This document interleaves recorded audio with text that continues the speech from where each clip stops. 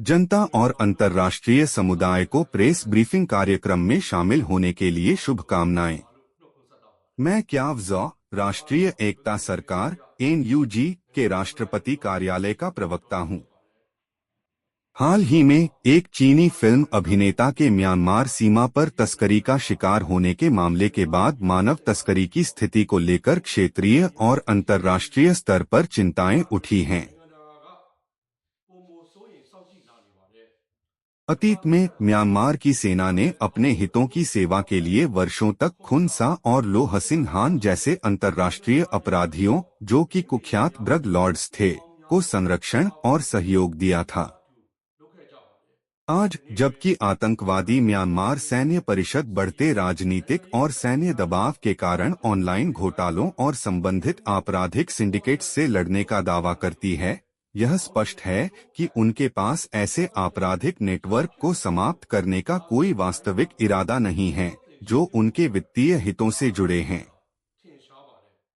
NUG घोटाला संचालन और मानव तस्करी से प्रभावित पीड़ितों की रक्षा करने और अपराधियों को न्याय के कटघरे में लाने के लिए प्रतिबद्ध है। हम इन आपराधिक नेटवर्क को प्रभावी ढंग से समाप्त करने के लिए पड़ोसी देशों और क्षेत्रीय भागीदारों के साथ सहयोग करने के लिए तैयार हैं। मानव तस्करी में पीड़ित सहायता के लिए सिविल सोसाइटी नेटवर्क की एक रिपोर्ट के अनुसार म्यांमार में स्थित ऑनलाइन आपराधिक नेटवर्क द्वारा वर्तमान में 21 देशों के 6000 से अधिक व्यक्तियों को हिरासत में लिया गया है, जिनमें से आधे से अधिक चीनी नागरिक हैं।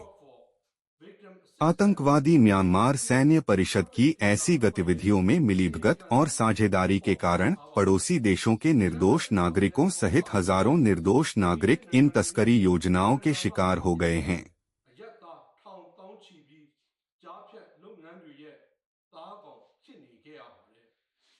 म्यांमार की सीमाओं के साथ घोटाला संचालन न केवल स्थानीय आबादी को नुकसान पहुंचाते हैं, बल्कि पड़ोसी देशों के नागरिकों के लिए भी महत्वपूर्ण नुकसान का कारण बनते हैं।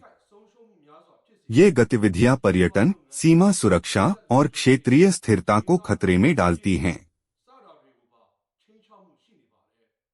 हम पड़ोसी देशों और अंतर्राष्ट्रीय समुदाय से आग्रह करते हैं कि वे ऑनलाइन घोटालों, मानव तस्करी, मनी लॉन्ड्रिंग और आतंकवादी म्यांमार सैन्य परिषद के साथ मिलीभगत से संचालित आपराधिक उद्यमों के बारे में सतर्क रहें। ये गतिविधियां सीमा सुरक्षा और क्षेत्रीय स्थिरता को खतरे में डालती रहती हैं। हम पड़ोसी देशों और क्षेत्रीय सरकारों से आग्रह करते हैं कि वे आतंकवादी म्यांमार सैन्य परिषद के खिलाफ दबाव डालें और कार्रवाई करें ताकि क्षेत्र में स्थायी सुरक्षा और स्थिरता सुनिश्चित हो सके।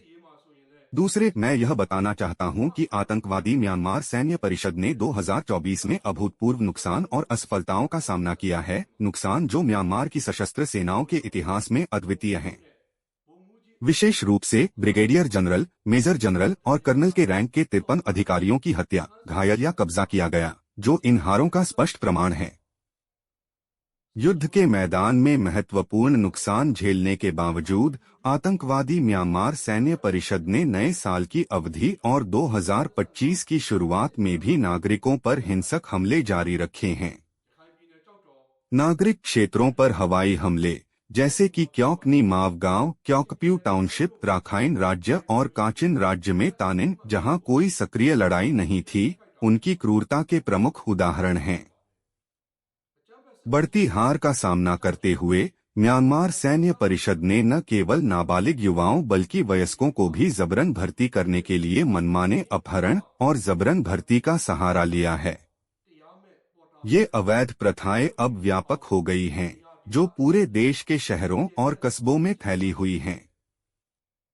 तीसरे, मैं यह बताना चाहता हूं कि मिन आंग ह्लाइंग के नेतृत्व में आतंकवादी म्यांमार सैन्य परिषद सक्रिय रूप से देश की अर्थव्यवस्था को नष्ट कर रही है। म्यांमार सैन्य परिषद की लापरवाह आर्थिक नीतियों, जिसमें बिना विनियमन के 31 ट्रिलियन क्याट तक की मुद्रण शामिल है, ने म्यांमार के इतिहास में सबसे अधिक मुद्रास्फीति का परिणाम दिया है। इससे वस्तुओं की कीमतें आसमान छू गई हैं, आर्थिक पतन हुआ है और आम जनता के लिए भारी कठिनाई हुई है। म्यांमार सैन्य परिषद की उपलब्धियों में से एक देश को इसके इतिहास के सबसे खराब बिजली संकट में डालना है। यहाँ तक कि यांगून जैसे शहरों में भी आतंकवादी म्यांमार सैन्य परिषद अब दिन में 4 घंटे से अधिक बिजली प्रदान करने में सक्षम नहीं है। यह गंभीर ऊर्जा संकट उनकी कुप्रबंधन और सार्वजनिक कल्याण की उपेक्षा को दर्शाता है। इसी समय राष्ट्रीय एकता सरकार NUG ने म्यांमार सैन्य परिषद के उत्पीड़न के तहत पीड़ित नागरिक आबादी की सहायता के प्रयासों को बढ़ा दिया है।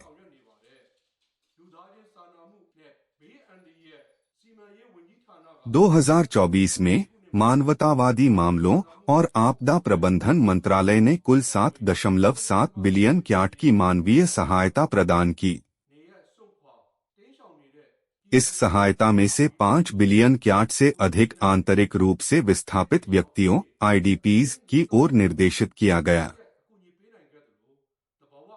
NUG ने सीधे 1,17,000 से अधिक आंतरिक रूप से विस्थापित व्यक्तियों और 1 मिलियन से अधिक प्राकृतिक आपदाओं के पीड़ितों की सहायता की, जबकि म्यांमार सैन्य परिषद हेलीकॉप्टरों का उपयोग करके विस्थापित नागरिकों और आपदा पीड़ितों पर हमला करती है। NUG यह सुनिश्चित करती है कि सहायता जरूरतमंद लोगों तक पहुंचे। सगाइंग और मगवे क्षेत्रों में शिक्षा मंत्रालय ने 2023 से 2024 में स्थानीय टाउनशिप से एकत्रित संघ करों का 20% बुनियादी शिक्षा क्षेत्र के लिए आवंटित किया।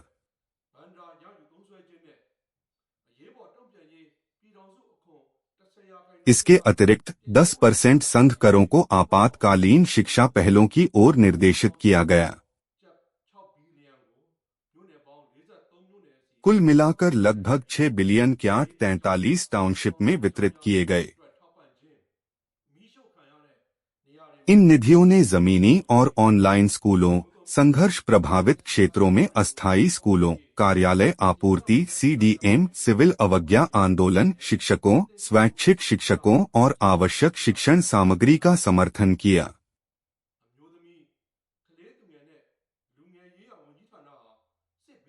महिला, बाल और युवा मामलों के मंत्रालय ने 2,800 से अधिक विस्थापित महिलाओं को सीधे वित्तीय सहायता प्रदान की।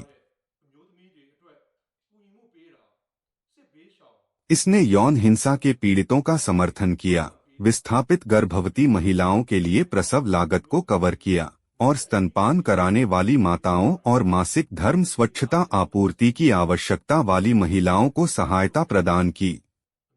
मंत्रालय ने राजनीतिक कैदियों और हिरासत में युवाओं का भी समर्थन किया। 2024 में 221 युवाओं को 17.7 मिलियन क्याट और 183 राजनीतिक कैदियों को 14.6 मिलियन क्याट की सहायता प्रदान की गई। NUG की ये उपलब्धियां महान चुनौतियों के बीच भी क्रांतिकारी लोगों के अडिग संकल्प, लचीलापन और समर्थन के माध्यम से संभव हुई।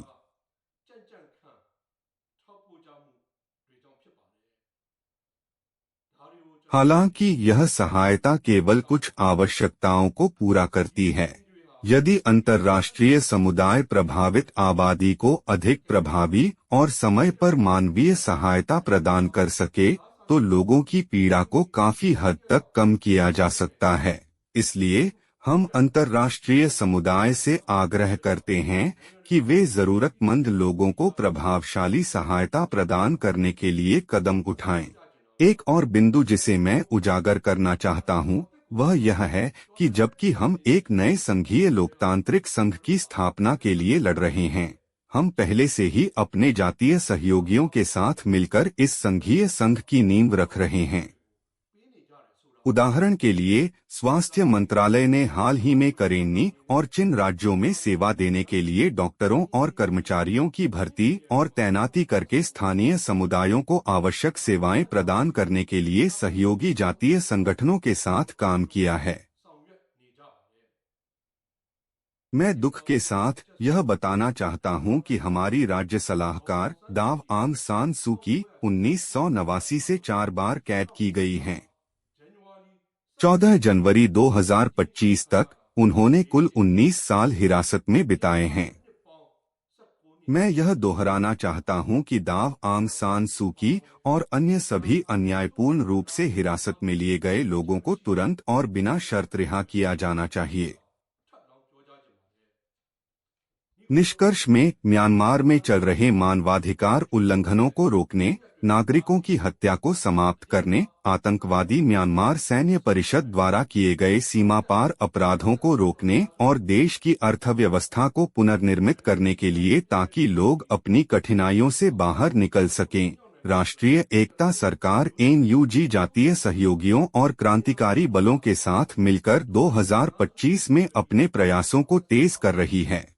सैन्य सहयोग मजबूत होगा और हम आने वाले वर्ष में व्यापक राजनीतिक समझौतों की उम्मीद करते हैं। सैन्य राज्य प्रशासन परिषद SAC के आतंक का मुकाबला करने के लिए हम अंतर्राष्ट्रीय समुदाय से आग्रह करते हैं कि वे उनके लिए वित्तीय प्रवाह को काटें और उनके शासन के खिलाफ अधिक प्रभावी उपाय करें। कोई भी सैन्य राज्य प्रशासन परिषद SAC के अपरिहार्य पतन को नहीं रोक सकता। म्यांमार के लोगों की एकता और बहादुरी के साथ लोगों की क्रांति सफल होने के लिए नियत है। म्यांमार एक स्वतंत्र और लोकतांत्रिक राष्ट्र के रूप में स्थायी शांति, स्थिरता और समृद्धि प्राप्त करेगा। विजय होगी।